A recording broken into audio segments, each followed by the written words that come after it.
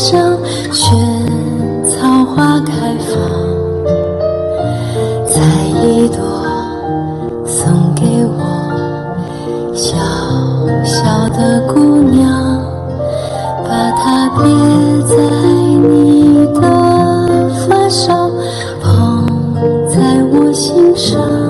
张小斐那些年被踩碎的尊严，贾玲都给她找回来。张小斐火了，火到3年前，凭借攻大火的《昔日同窗》，袁姗姗也要来蹭热度。一部《你好，李焕英》以40亿票房成为春节电影的黑马，让贾玲成为中国影史票房最高女导演，也让张小斐成为国民妈妈。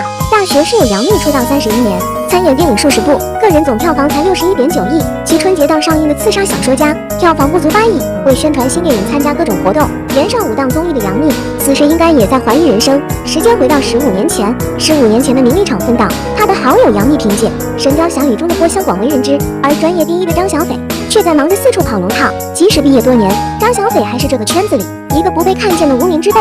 15年后春节档相遇，这次换成35岁的张小斐，成为几十亿票房影片的女王。杨幂还在为票房跑商演。时隔15年，张小斐终于完成她最初的电影梦。电影火了，人也火了，40亿的票房又是一个给努力靠上的范例。张小斐是一个能吃苦的姑娘，从学舞蹈到做演员，她吃了太多苦头，好在如今的她苦尽甘来，与杨幂、袁姗姗成为同学。若非李焕英让张小斐走红，很少有人知道张小斐和杨幂是同学。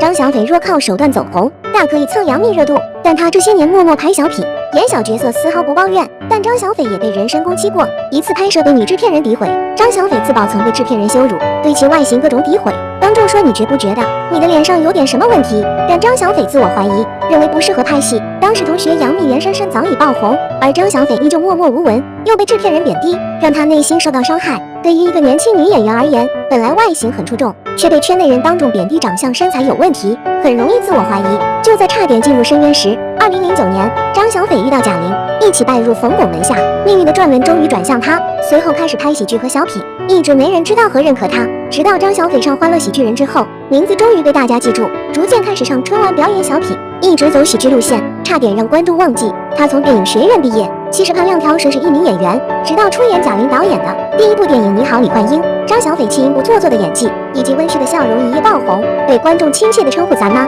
年底拿到金鸡奖影后是实至名归。娱圈有多现实？张小斐或许可以告诉你答案。2021年初的尖叫之夜上，受邀参加活动的张小斐却连属于自己的椅子也没有，她只能尴尬站在一旁，满脸茫然不知所措。晚宴结束后，很多明星都三三两两一起聊天打麻将，也只有她孤零零一个人，没有任何人搭理。2018年录制综艺《我就是演员》时，孙熙以梳理剧本为由，一直不愿意与张小斐对戏，甚至接连拒绝彩排。张小斐因此还躲在后台大哭不止。她为节目效果一直想要彩排，眼看演出日期快到，她心急如焚，无独有偶，参加综艺节目《青春同学会》时，在张小斐不在场的情况下，袁姗姗还调侃张小斐睡觉打呼，为此张小斐还特意在自己的社交平台上澄清自己睡觉不打呼，可见她对这件事的在意程度。